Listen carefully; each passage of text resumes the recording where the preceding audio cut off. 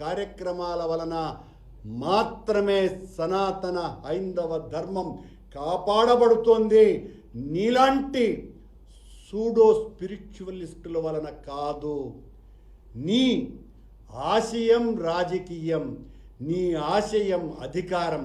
అధికారం కోసమని సనాతన ధర్మం ముసుగు వేసుకొని ఆ ముసుగులో ఇతరుల మీద, ఇతర మతాల మీద దాడి చేసి పబ్బం గడుపుకోవాలనేటువంటి నీ ప్రయత్నం ఏదైతే ఉన్నదో అది ఈ రోజున తేట తెల్లమయ్యింది.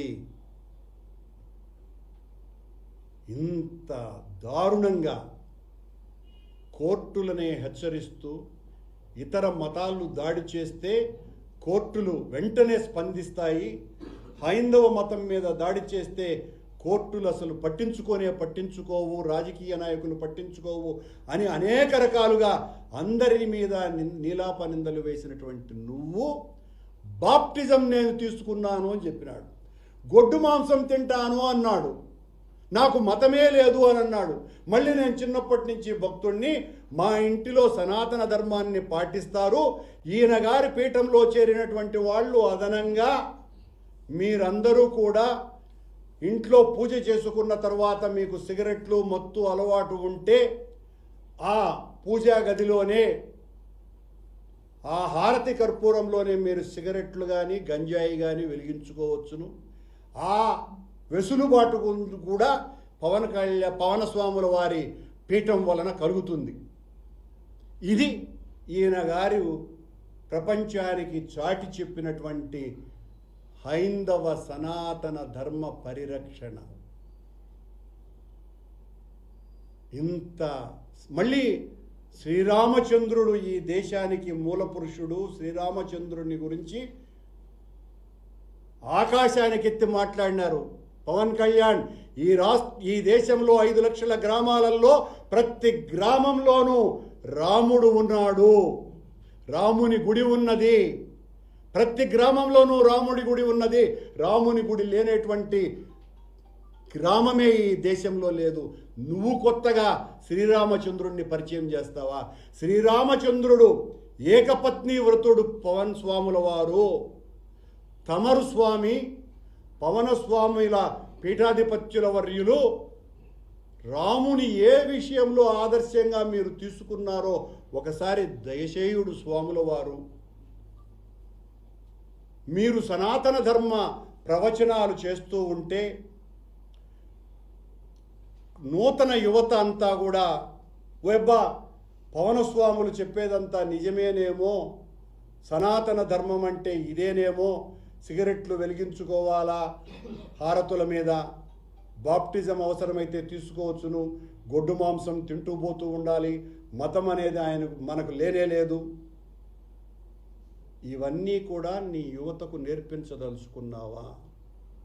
ఈరోజు కొత్తగా నువ్వు కాషాయం ధరిస్తేనే హిందువు అయిపోతావా? మేము ధరించకపోతే హైందవేతరులం అవుతామా? మా నరాన సనాతన ధర్మం ఇమిడి ఉన్నది. మా రక్తపు ప్రతి అణువులోనూ సనాతన ధర్మం పరిరక్షణ కోసమని కార్యక్రమాలు చేసినటువంటి, ఎన్నో రూపకల్పన చేసినటువంటి వాళ్ళం మేము. నువ్వెవరినైతే విమర్శిస్తున్నావో ఆ జగన్మోహన్ రెడ్డి గారి హయాంలోనే మేము అలిపిరి దగ్గర ఈ రోజున నిత్య హోమాన్ని ఏర్పాటు చేసింది జగన్మోహన్ రెడ్డి గారి హయాంలోనే. విద్యార్థులకందరికీ కూడా భగవద్గీతను అందించాలా అన్నటువంటి తలంపు చేసింది జగన్మోహన్ రెడ్డి గారి ప్రభుత్వమే. గోవిందకోటి రాయాలి రామకోటిలాగా అని యువతలో అందరిలోనూ కూడా గోవిందకోటి రాసినటువంటి వాళ్లకు ఉచిత బ్రేక్ దర్శనం కల్పించాలని నిర్ణయం తీసుకున్నది కూడా మేమే. 3500 గుడులను కట్టించింది జగన్మోహన్ రెడ్డి గారి హయాంలోనే. పవనస్వామి, మా హయాంలో రాముని తల నరికినారట, 100 గుళ్ళు నేలకొల్చినారట.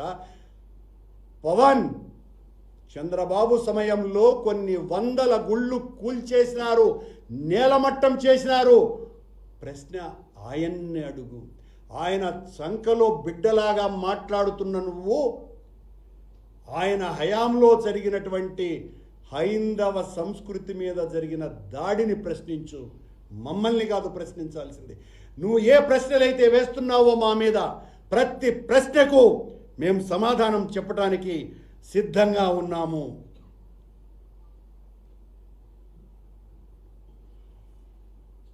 ఇంకా ఆయన చాలా తెలివిపరుడులాగా మెకాలే సిద్ధాంతం మీద నాకు బాగా అధ్యయనం చేసినటువంటి వాడినని, ఆ రోజున సాంస్కృతిక దాడి జరిగింది, ఇవన్నీ కూడా నువ్వెవరు తెలివిని కొత్తగా నేర్పించి నీ దగ్గర ఉన్నారే, ఆడ నిలబడుకొని ఉన్నారు అటువంటి వాళ్ళకి చెప్పాల్సినటువంటి పాఠాలు ఇవన్నీ కూడా.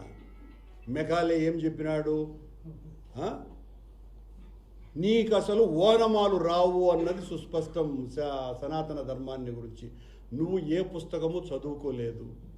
నువ్వు ఆ త్రివిక్రమ్ రాయ్ ఇచ్చినటువంటివో లేకపోతే అలాంటి వాళ్ళు ఏదైనా ఇచ్చినటువంటివి తీసుకొని మొత్తం అంతా చదువుకుంటా కూర్చోడావు. నేను ఇప్పటి వరకు ఇంకా నేను రాసుకొని వచ్చింది ఒక కాగితం కూడా ఎత్తలా. నేను రాసుకున్నట్టు ఇవన్నీ కూడా.